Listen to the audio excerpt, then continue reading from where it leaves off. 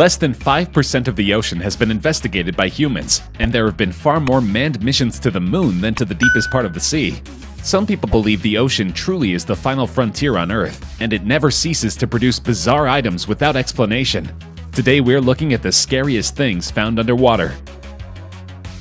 According to Greek legend, the city of Atlantis sunk into the ocean in one single day, wiping its existence off the Earth 11,000 years ago.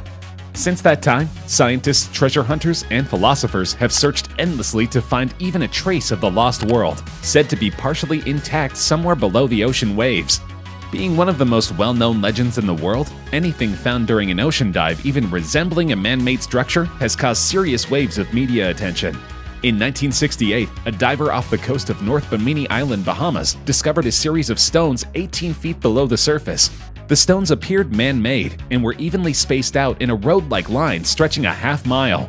A storm of publicity immediately descended on the discovery, with a number of individuals claiming the stones were a portion of a wall or a road that was formerly part of a larger city. Everyone hoped the discovery would be connected to Atlantis, and the discovery of two other similar roads spurred the excitement. When the road was first discovered in 1968, the divers who found it described it as pavement. Subsea archaeologists Joseph Manson Valentine, Jacques Maillot, and Robert Angot then discovered that what they thought was a long continuous rock were actually smaller stones arranged in a linear formation. As they brought their discovery to other archaeologists, speculation began to arise that this road had not come about naturally. While it is unlikely that the road came from Atlantis, its origin remains a mystery. In April 2011, a group of Swedish scientists called Ocean X, led by Peter Lindberg, announced with fanfare the discovery of a strange and huge object at the bottom of the Baltic Sea. According to the team, they returned from an expedition in the Baltic Sea between Sweden and Finland with a blurry but interesting sonar image while searching for an old shipwreck in the summer of 2011. They have claimed their image shows a 60-meter diameter circular object with features resembling ramps, stairways, and other structures not produced by nature. The group revisited the site the following year, intending to get a clearer image, but claimed mysterious electrical interference prevented them. Following a story published by the UK tabloid newspaper The Daily Mail in June 2012, a number of imaginative illustrations resembling underwater photos or high-resolution scans circulated, along with rumors that the object could be a UFO, a portal into another world, or an underwater Stonehenge.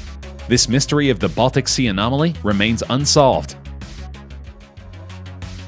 In 2013, archaeologists discovered a train graveyard off the coast of New Jersey, where two rare locomotives from the 1850s lay preserved under 90 feet of water.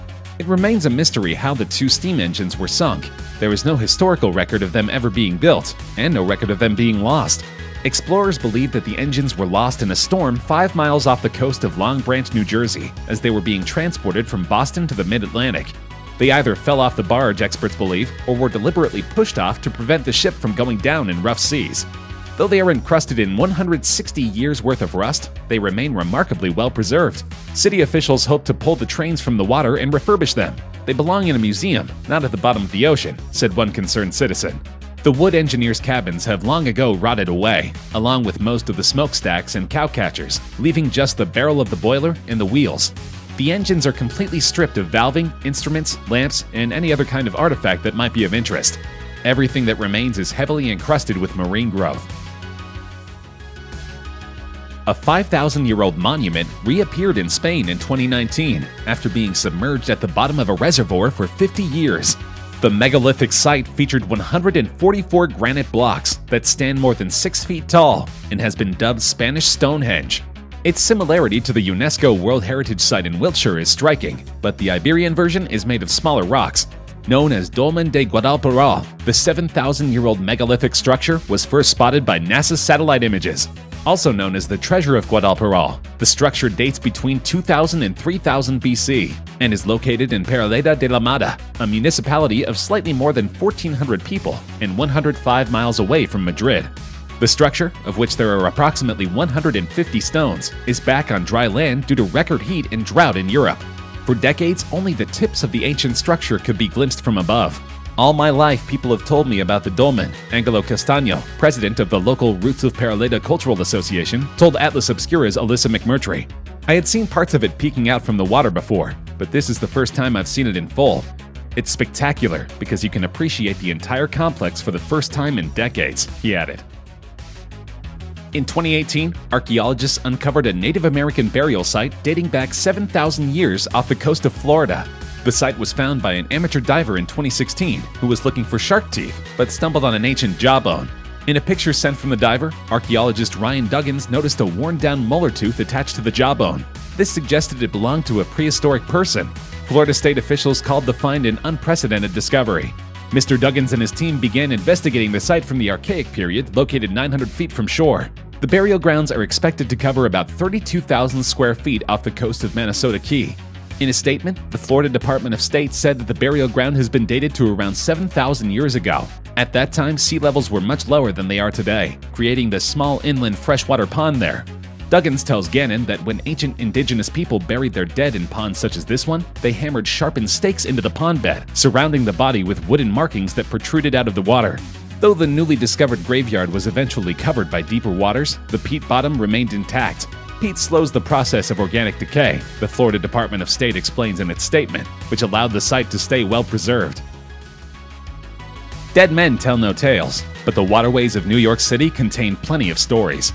From shipwrecks to an upright dining table to a dead giraffe, a cornucopia of strange objects have been discovered in the shadowy depths of the Hudson and East Rivers, New York Harbor, and the city's surrounding waters. Of all the things you'd expect to find in the city's port of call, a long-necked African mammal probably isn't one of them. The Army Corps of Engineers found the corpse of a giraffe in lower New York Bay. The animal likely ended up in the water after trying to escape from a circus ship, according to New York Magazine, possibly sometime in the early 1980s. The story was rekindled recently after a 2009 article in the New York Post failed to get much attention. It's unclear exactly what happened to the poor animal, but investigative journalists believe that the body was incinerated by local authorities. The SS Kamloops is a purportedly haunted ship sitting at the bottom of Lake Superior. Many believe that an unfortunate spirit, nicknamed both Grandpa and Old Whitey, was trapped on the ship while it sank, and he continues to haunt it almost a century later. With a length of only 250 feet and rated at 2,402 gross tons, the SS Kamloops was a relatively small vessel for the Great Lakes in the 1920s. She was built to fit inside the locks of the Welland Canal and other Canadian-operated canals of the lower Great Lakes and St. Lawrence River during the years prior to the construction of the St. Lawrence Seaway. Unfortunately for the Kamloops and other vessels assigned to Lake Superior runs, a massive storm began hammering the lake on December 5, 1927. The Kamloops, heavily coated with ice, was last seen steaming toward the southeastern shore of Isle Royale at dusk on the following day, December 6th. A search for the vessel began on December 12th, concentrating on the Keweenaw Peninsula and Isle Royale. The search continued until December 22nd. However, the ship and the 22 men and women aboard were never again seen alive. Divers still visit the cursed vessel every year, and many complain of supernatural activity. The world's oldest known computer lay submerged for more than 2,000 years off the treacherous coast of the Greek island of Antikythera. Beneath the weight of the water, the sand, and the wrecked ship that once carried it, the ancient astronomical computer's bronze gears and mechanical parts slowly warped and rusted. It's believed that this complex clock-like device was used by ancient Greeks to calculate the movement of the stars and planets. The device was too fragile to be removed from its home at the National Archaeological Museum of Athens, so the Antikythera Mechanism Research Project team constructed a 12-ton portable microfocus computerized tomographer that used high-resolution X-rays to probe the object and create a three-dimensional image. The discovery of a piece of the world's oldest analog computer will be a huge and remarkable discovery on its own terms, but it has additional significance in what it can tell us about the development of the field of archaeology itself. It reveals the advanced astrological instruments created and used by ancient engineers, but the protracted nature of the undersea dig reveals archaeological advances in scanning, 3D modeling, and many other sophisticated approaches in reconstructing and analyzing the computer. A gigantic monument at the bottom of the Sea of Galilee, as well as several mysterious structures, including a gigantic stone wheel and a moon-shaped monument, were recently found in northern Israel. The mysterious structures have left archaeologists around the world bewildered. Who built them, and what were they used for? Theories have gone wild and include ancient calendars, ceremonial structures, or sky burial sites, in which dead bodies were placed on top of stone mounds to be picked apart by vultures. Even wilder is that no archaeological evidence of a city is near them, and some have therefore posited that the structure is in fact a huge monument carrying symbolic significance. The structure is comprised of basalt rocks arranged in the shape of a cone.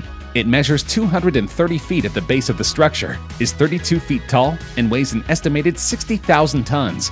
It is twice the size of the ancient stone circle at Stonehenge in England. It is anywhere between 3,000 and 12,000 years old, making them older than the Pyramid of Giza and Stonehenge in Great Britain.